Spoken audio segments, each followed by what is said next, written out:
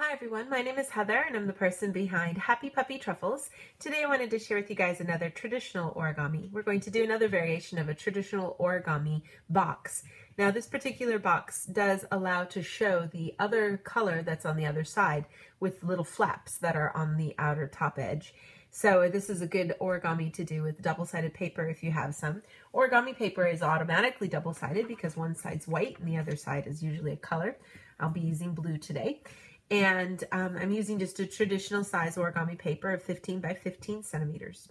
What we want to do is we're going to start off with a square base. So I'm going to start with my color side facing down, and I'm just going to go ahead and fold my paper in half, both vertically and horizontally, and then use those creases to help me make this square base. So we'll fold both of those. And then with the color side facing up, I want to go ahead and fold everything in half diagonally. Both once and then one more time as well. This will help us mark where the center is of everything, and we'll use these creases to collapse down to the square base. If you're looking at the color side, you want to find and fold your paper loosely in half here, just kind of holding it up. I'm just going to take both sides and pinch into the center, and everything should shimmy around until you can smush it down and lay it flat to create this sort of diamond shape or square shape, which is where the square base gets its name. Now if I turn things around so that I have my flaps up at the top, I want to take these sides and fold them towards the center.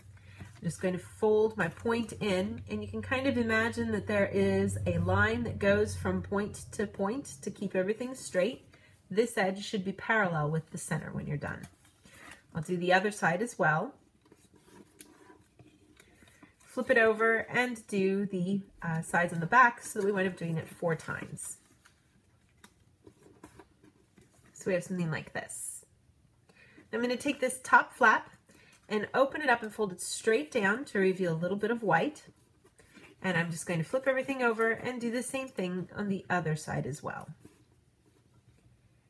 Now I want to do a similar fold for these other 2 flaps here. So to get to there, I'm just going to take my left side and fold it over once, flip everything over, and do the same thing one more time, and this will reveal the other side that was inside before.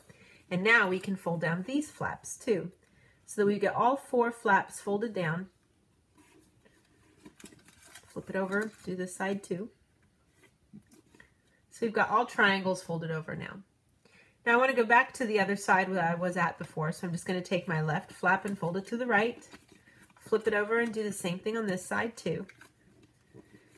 Now you'll notice I have these little flaps that I folded over. What I want to do is going to use a squash fold to flatten this out. And you can just kind of open that area up a little bit if you need to with your finger or a pencil. Put a little pressure on that edge until you can push it straight down and flat so that it lines up with this edge that you see underneath here. You should get a nice balanced kite shape there when you're done. Do the same thing on this side too. Again, we're just opening things up, pushing down or squashing it down until that edge lines up with the edge that's underneath, so that we get something like this. Flip it over. We're going to repeat those steps on this side as well. Just a simple process of kind of starting everything here, putting a little pressure on the edge until it folds straight down, and we can get a good crease down here. And then I'll do the same thing on this side too.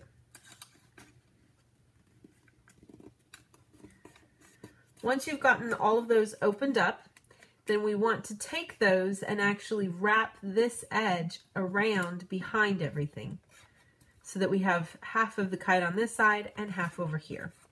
And I'm just going to do that for the other 3 remaining flaps. So we're just folding behind, tucking behind what we've already squished open, flip it over, and do the same thing on these sides too. Once you get those tucked in, you can lay it flat so that you get something like this. Now it's time to go ahead and fold down the flaps that are going to be at the top of the box. I'm just going to take this whole top section and fold straight down so that it's flush against the blue area there. It should be a pretty easy fold because you're going right against that edge. It shouldn't be too hard to find where that crease is. It's good to go ahead and kind of push in on this little point here so that you can make sure it doesn't accidentally slip out when you're making the crease. turn it over and we'll do the same thing over here too. Again, just kind of holding on to that point to keep it underneath there, tucked underneath, and fold down to create the flap. Now I want to make the flaps for here too, so I'm just going to again take my left side and fold it over once, flip everything over and do the same thing one more time. I get to see the same kind of side on for these flaps now. Just fold these down, and this will give us a chance to then fold down all 4 flaps for the 4 sides of our box, so that we wind up with something like this. Kind of looks like an acorn. Now I'm going to create a crease to help make it a little easier to open everything up here.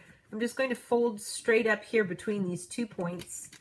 The bottom tip should extend into the white area just a little bit. And then we're going to open everything up and then use that crease to help us as we open up the box. If you pull on all 4 of these sides, you should be able to find that the bottom of the box will open up down there. And you can go ahead if you want and make a little bit of creases on the bottom of the box.